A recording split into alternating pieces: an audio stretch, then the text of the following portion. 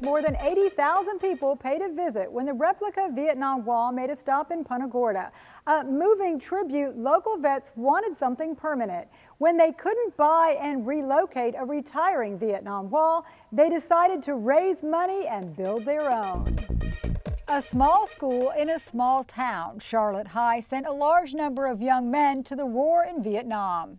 In the 10 years between 1960 and 1970, Charlotte High only had 637 male students in the senior classes, and we had 124 of them serve in Vietnam at this count. That's about 1 in 5 of the school's eligible males. Over here, 9th Infantry Joe Howard's 9th Infantry dress uniform. A military expert, Paul DeGata, chronicles soldiers from war and back. Veterans hold a huge influence in Southwest Florida. The number of local vets is bolstered by retirees, many reflective of their service. And I think when they get to the point in the twilight years of their life, they look back and they understand that that was the most important and intense period of their life.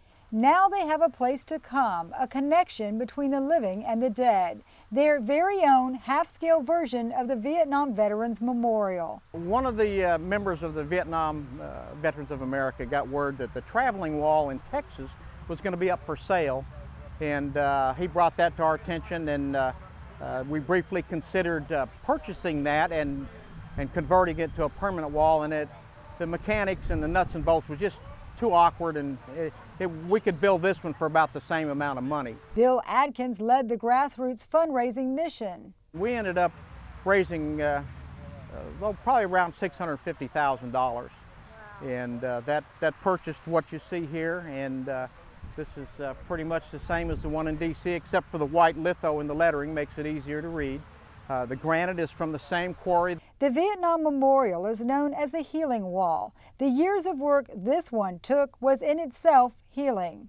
The whole effort really kind of redirected your thoughts, and rather than morose thinking, it was proud thinking. The official dedication comes just in time for Veterans Day, but once the wall was completed, people started coming. I have friends on this wall that I'm probably still alive because they're not. The emotional response is too much for some, who silently pay their respect. I am very proud of him and what his accomplishments were, and for him to come out here today meant the world to me. And unless you've been there, you might say, I understand, but you don't.